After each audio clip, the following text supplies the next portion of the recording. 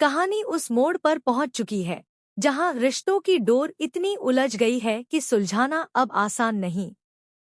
दोस्तों, अब जो होने वाला है वो सिर्फ एक प्रेम कहानी नहीं, बल्कि दिल और समाज के बीच एक ऐसी जंग है जिसमें हर किरदार अपनी अपनी लड़ाई लड़ रहा है। इस बार चाल चली है ईर्ष्या ने। हाँ, वही ईर्ष्या जिसने बचपन से सूरज को अपना माना था, और अब जब उसे लगता है कि सूरज उसकी जिंदगी से हमेशा के लिए दूर जा रहा है, तो वो सब कुछ दांव पर लगाने को तैयार हो गई है। उसकी आंखों में सिर्फ एक ही सपना है, सूरज को अपना बनाना, चाहे इसके लिए कितनी भी बड़ी कीमत क्यों न चुकानी पड़े। कहानी की शुरुआत होती है उस दिन से जब सूरज ने बिंदिया से शादी के लिए हाँ कह दी थी। लेकिन यह हाँ दिल से नहीं थी। यह एक समझौता था, समाज के डर से, परिवार के दबाव में लिया गया फैसला। सूरज का दिल किसी और के लिए धड़कता है, लेकिन हालातों की जंजीरों में बंध कर वो उस रास्ते पर चल पड़ा है जहां उसे खुद की मंजिल तक नजर नहीं आ रही। घर में सगाई की तैयारियां जोरों पर हैं। हवेली को फूलों से सजाया जा रहा है, मेहमान आने शुरू हो गए हैं, और बिंदिया अपने सपनों में डूबी हुई खुद को सूरज की दुल्हन बनने का सपना देख रही है। लेकिन वहीं दूसरी तरफ ईर्ष्या का दिल टूट चुका है। उसका चेहरा भले ही मुस्कुराता नजर आए, लेकिन उसकी आंखों में तूफान है।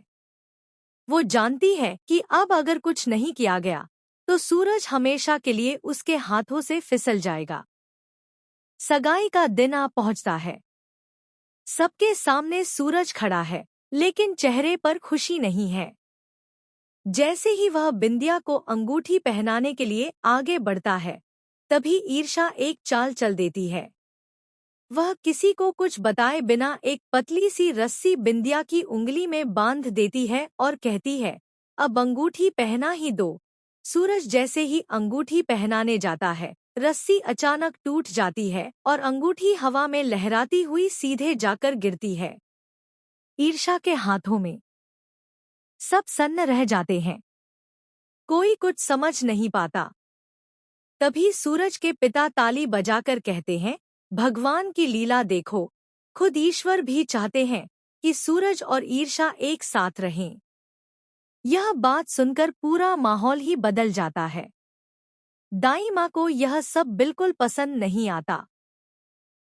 वो गुस्से में ईर्ष्या के पास आती हैं और जबरदस्ती उसके हाथ से अंगूठी निकालने लगती हैं। लेकिन तभी ईर्ष्या के हाथ से चीख निकल जाती है, बस दाई माँ, बहुत हो गया। अब जब अंगूठी नहीं निकल रही तो क्यों जोर दे रही हैं? दाई माँ खामोश हो जाती हैं, लेकिन उनकी आंखों में आक्रोश साफ झलक रहा होता है। रात का समय है। हवेली में सन्नाटा है। ईर्ष्या अपने कमरे में बैठी सोच रही होती है।